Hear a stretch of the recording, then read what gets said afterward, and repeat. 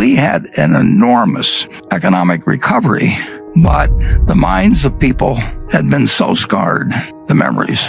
Parents told their children. 1929 became a symbol in people's minds. I mean, if you said 1929, it was like saying 1776 or 1492. I mean, everybody knew exactly what you were talking about. In 1929, my dad, who was 26 years of age then, was employed as a security salesman by a local small bank. He sold stocks and bonds, but he mostly sold stocks. And when stocks fall 48%, and you were selling them to people a few months ago, you really don't feel like going out and facing those same people. So I think my dad probably elected to do, as they say now, shelter in place, which means stay at home. And there really wasn't that much in our house. We just had a small yard. It was wintertime anyway. My dad wouldn't have been puttering on the yard anyway. And there really wasn't, the television wasn't there. And he and my mother got along very well. So under those conditions, I was born about 9 months later. So I didn't notice at the time that the market was closed. But the stock market had actually recovered over 20% during that 9.5-month period or thereabouts.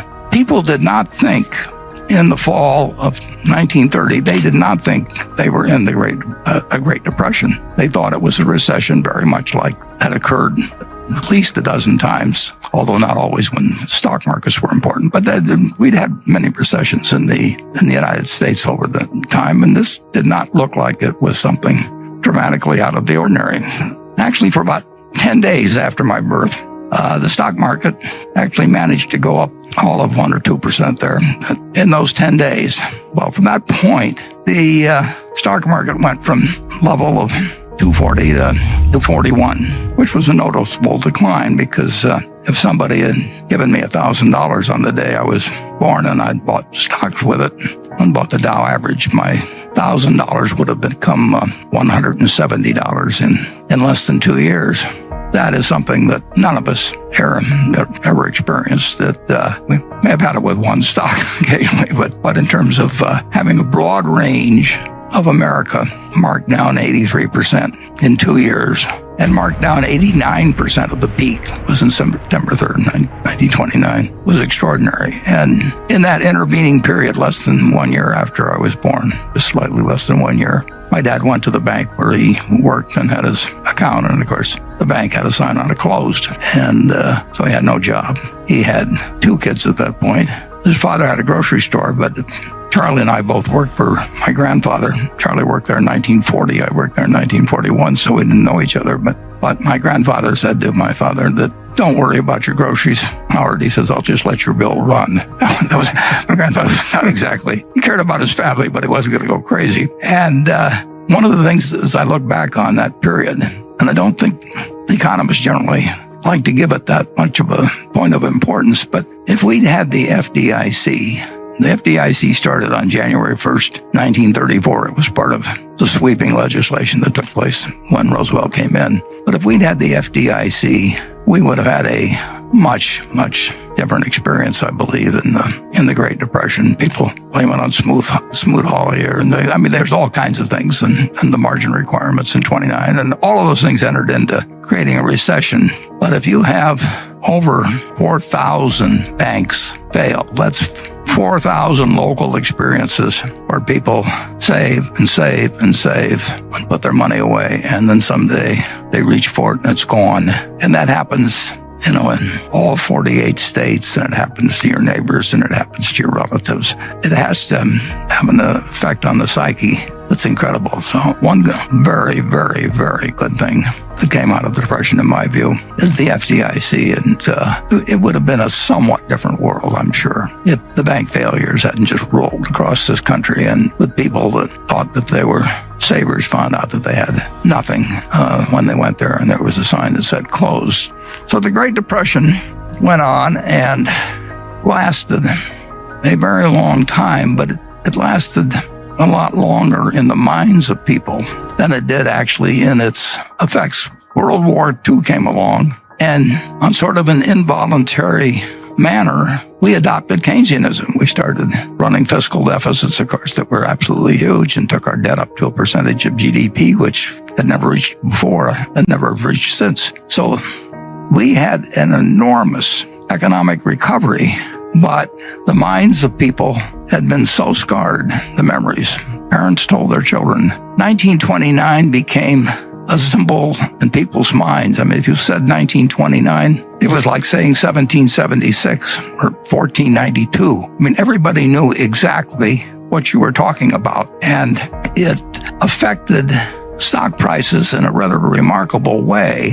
It was January 4th of 1951 that the kid who was born on August 30th in 1930 had finished college before the stock market got back to where it was at that earlier time. So take the years from 1920 or 1929 to 1951 and bear in mind that, the country was only 140 years old when this started. That's 20 years out of this amazing 231-year lifetime of our country. That was flat out a time for a long time of no economic growth and no feeling by people in terms about the wealth of the country, about what the American economy was worth, what all these corporations that were doing far, far, far better than they were long ago. But it took all of that time to restore in the market a price level that was equal to what it was when I was born 20 years earlier.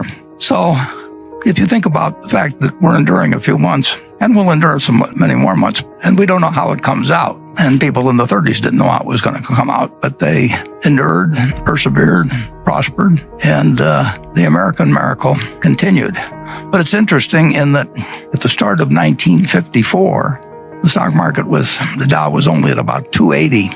And I remember 1954 because it was the best year I ever had in the stock market. The Dow went from 280 or thereabouts at the start of the year to a little over 400 at the end of the year. And as soon as it went across 381, that famous figure from 1929, when it went to 400, everybody wondered, is this 1929 all over again? And that seems a little far-fetched because it was a different country in 1954. But that was the common question, and it actually achieved such a level of worry about whether we were about to jump off another cliff just because the 381 of 1929 had been exceeded, that Senator Bill Fulbright of Arkansas, who became very famous later in terms of the Foreign Relations Committee, but he headed the Senate Banking Committee, and he called a special investigation. He really was questioning whether we had built another house of cards again. And his committee, in March of 1955, with the Dow at 405, assembled 20 of the best minds in the United States to testify as to whether we were going crazy again. The Dow was at 400, and we'd gotten in this incredible trouble before, but that was the mindset of the country. It's incredible. We didn't really believe America was what it was. And my boss, the reason I'm familiar with this, was that I was working in New York for one of the 20 people that was called down to testify. And I remember, because Ben Graham was one of the 3 smartest people I've met in my life. And when he testified, the Dow at 404, he had one line in there right toward the start in his written testimony. And he said, the stock market is high. It looks high. It is high, but it's not as high as it looks.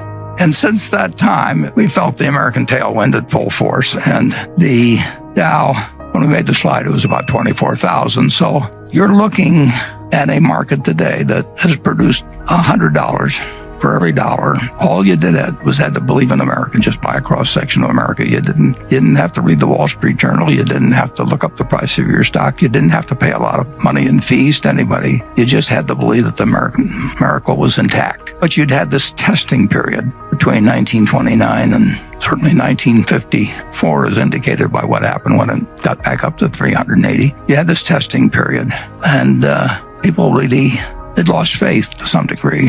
They just didn't see the potential of what America could do. And we found that